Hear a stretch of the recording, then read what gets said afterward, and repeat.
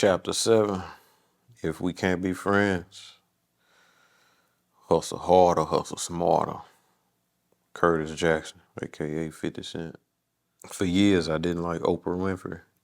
She's not the type of person, tough, smart, and powerful, you want to have an issue with. But I felt a type of way about the things she said about hip hop music in the past. It seemed like every time Oprah would go off about how hip hop was misogynistic and ruining America's youth, she was talking about the same things on my album. What actually bothered me was being kept off her show. I wanted to be on it. Oprah was where A-listers would go to promote their projects, sell books, move albums, hype movies. I consider myself an A-lister, so how does that look that I'm not there too? I felt I had to explain my absence to my audience. So, as I tend to do, I kept it real about the situation. I did a few interviews where I said the reason Oprah wouldn't have me on her couch is because she's a reflection of her audience, which is made up of middle-aged white women. That audience finds me scary, so it would figure Oprah wouldn't be into me either. I also named one of my dogs after her, which I admit was a bit much. After I made the comments, I didn't spend a lot of time worrying about how Oprah might take them. She'd already made it clear I wasn't coming on her show. So why did I care about upsetting her? She had her business to run. For the record, I think she should have kept her afternoon TV show after she started OWN OWN, and I had mine. Then one night, I was at a fundraiser in New York City for the NYRP, a nonprofit funded by Betty Midler. It's a fantastic organization that sponsors a lot of renewal programs for parks and neglected areas of New York City. It wasn't my normal crowd, a lot of older white people in tuxedos, but I love Betty and respect the cause, so I brought a table. I bought a table. At one point in the evening, I bumped into Gayle King, Oprah's best friend. Now, Gayle is the real deal. A very sophisticated, secure, and smart lady. She's never afraid of a situation, as she showed with her R. Kelly interview. So she marched right up to me and basically said, "Why were you talking shit about my girl?" I had to explain to Gayle that I didn't have a true beef with Oprah. "Listen, I'd love to be Oprah's friend," I continued. "But if we can't be friends, could we at least be enemies?" When I said that, I saw Gayle arch her eyebrows and look at me a bit differently. It registered with her that while I might have been talking trash about her friend, there was a method to what I was doing. "Okay, you're different than I thought," Gayle told me. "I'm going to tell Oprah she needs to meet you. You two need to talk." True to her word, Gayle set it up for me to be on Oprah's show. It was a great episode. She came to my old house in Queens, met my grandmother, and we walked around the neighborhood with me. Eventually, we got to our relationship. "Did you say things to be proactive?" she asked. "Or did you just not like me?" I would see moments where you would discuss your feelings on the culture, rap culture, and everything that was wrong with the culture was on my CD. I said with a smile. And I was like, she doesn't like me. "You're talking about the N-word?" asked Oprah. "Misogyny? All of those things? Views against women? Violence? You know? Just things like that?" Oprah replied, not backing down. "Just those little things," I said, laughing.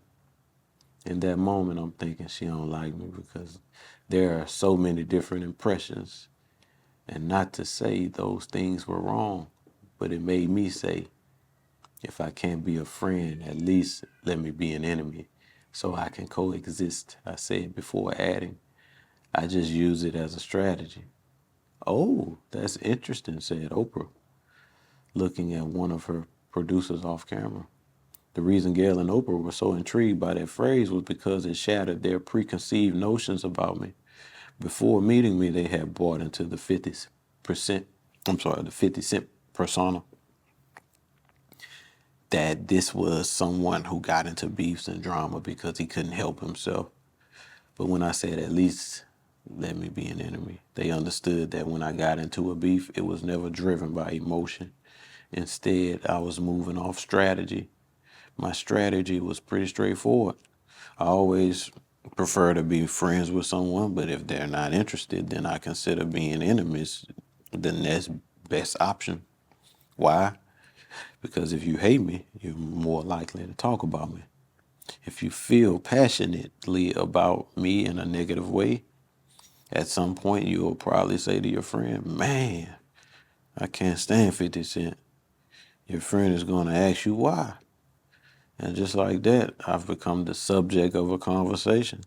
That's all I'm asking for. Now I've got a foot in the door. Maybe after hearing about me, your friend won't feel quite as negative. Maybe they'll think this guy sounds kind of interesting. I'll check out his music or watch Power.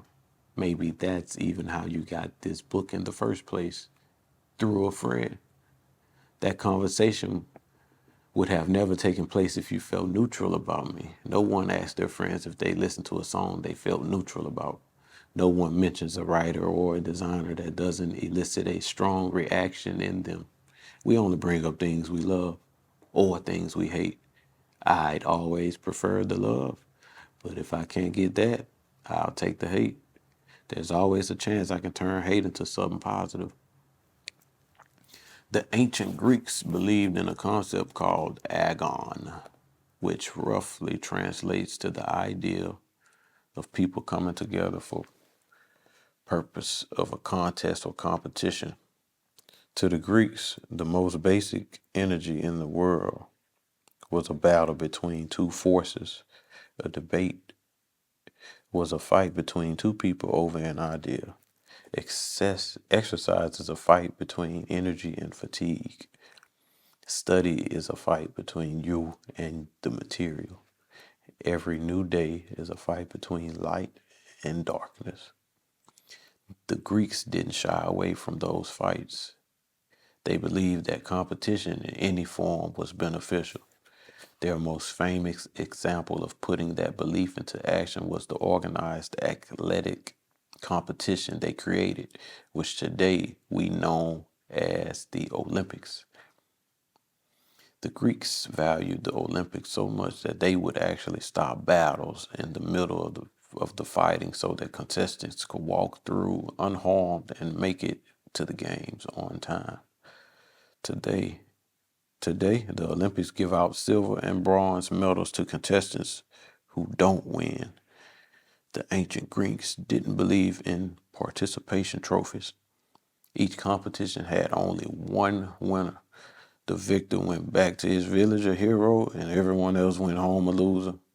The ancient Greeks' attitude towards competition reminds me of hip hop culture today. Since day one, every rapper who picked up the mic has wanted to be acknowledged as the best rapper who ever did it. No rapper is competing for a silver or bronze medal. Every single one of us got into the game to take home the gold. That mindset was born into hip hop's roots in the streets. That dynamic, for better or worse, keeps the culture youthful. Unless you can keep your grip on the throne, it's out with the old and in with the new. Because of my upbringing, I'm extremely comfortable with the concept of competition. I don't care if it's music, TV, clothes, liquor, or some sneakers. If I'm looking to get into a space that someone else is already occupying, watch how fast I turn it into a competition. Some people shy or even run away from a challenge, but I always stroll confidently toward it. It's a sensibility that's earned me a reputation as a bully in the minds of many. I rarely dispute the title, but it's an oversimplification. I don't wake up in the morning looking to pick fights with people. I don't celebrate conflict. Again, I'd rather be friends. But if someone says they want a problem with me, I'll respond, no problem, because it's never a problem for me to compete. Competition brings out the best.